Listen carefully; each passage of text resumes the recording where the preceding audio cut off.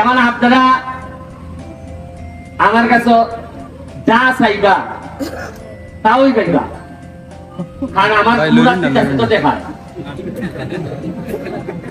আসো বুঝো না রে, আসো রে, কারণ তোমরা তো চকতে চকতে কিছু তো আসো দাসন ধরে গেছো। তোমরা মনে করো যে উনকার টেকার কথা হয় বেটা এটা কিতা হোক, বিশ্বাস করতে তো দেরি হয়। তোরা বহুত দিন ধরে একবার ঠকাইতেছে, তোমরা অবস্থা হয়েছে কিতা জানো নি? প্রতিদিন ওই পানি মিশাইয়া গরুর দুধ খাওয়ায়, ওই এক বেটায় গরুর দুধের মধ্যে পেটান পানি মিশাইয়া গ্রামও বেছে। আর একদিন কিতা করতে বেটার ফুলারে দায়িত্ব দেওয়া গেছে যে তুই আজকা দুধটা দিছি, আর ফুলাই তো আর এই বিদ্যা ইচ্ছে না পানি মিশাইবা, এ উইটু দই নিয়া গ্রামের মানুষেরা খাওয়াইছে। উকা দেখা যায় 8 লাখ 10 লাখ পেট খারাপ।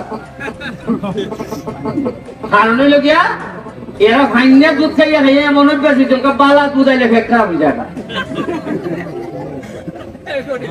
বুঝছেন নি? এখন আমি যে টেকার হিসাব দিতে আছি, তোমরা যেমন একটা আন্দোলন গিয়েছি দেখি খিতা করবো, তো দেখ আমরা খিতা হই।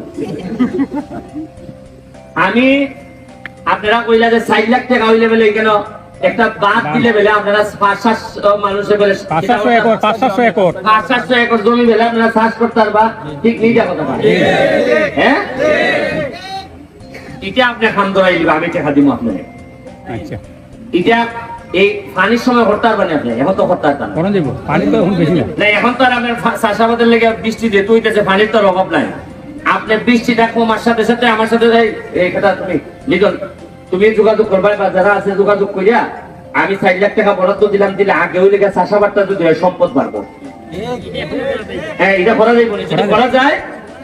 ও আরেকটা খবর নই, আরে একটা কইছি না তোমারও নাই, নির্বাচনের পরে ঢাকা গেছি দৌড়িয়া গিয়া ওই মন্ত্রণালয় গিয়া দেখি সোনারঘাটের নামে কোনো বরাদ্দ আসেনি, রইছিনি। গিয়া দেখি এলজিডি ডিপার্টমেন্টে গেছি, গিয়া দেখি সারা দেশের যত এমপি আছে সব বরাদ্দ এরা দিয়া দিয়া গেছি, খালি সোনারঘাট মাধবপুরের বরাদ্দ 2 কোটি রইয়া গেছে। তা আমি জিগাইলাম এটা কোনো আমার বরাদ্দ নেই, হয় না এটা আগের এমপির বরাদ্দ। তাই আমি বললাম যে পেটায় নিছে না, পেটায় তো খবরই নিছে না, সময়ই পাইছে না। আমি আরে কিভাবে এলাকাটা চলছে রে, ওই খাবলায় 2 কোটি টাকা জানছিলাম, ওইটারে 2 অবতলা এখন বেজান পারতাছি। 2 কোটি টাকা মনই নাই, কারণ এত ব্যস্ত যে আমি তোকে বার করতাম আমার এলাকার মানুষের লেগে, আমার তো জ্বালা নাই। বিমান ওই ধরে নিয়েছিলাম, বিমান।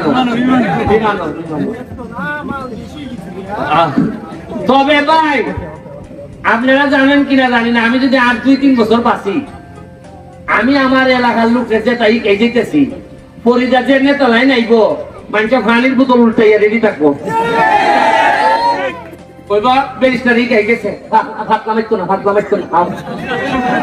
আর আমি গাইতেছি না, কদিন পরে পরে টেকাই কেমনে কেমনে টেকাই গাইতেছি না, এর পরে নেতা হল তাই কি যে বাবা। আপনারা এই মাদ্রাসার লেগে ইটা বানাইবার লেগে আমার কাছে বলছেন 10 লাখ টাকা, 10 লাখ টাকার কথা বলছেন। 10 লাখ টাকা আমি তো যদি সরকারি খিতা হইতো তো পুরা বিল্ডিং এ আনতাম না সরকারি ভাবে। এখন যে টাকাটা এই টাকাটা আমার দেওয়ান লাগবে ওই নিজের ফান্ড থেকে, নাইলে টিআর কাবিকার থেকে দেওয়ান লাগবে।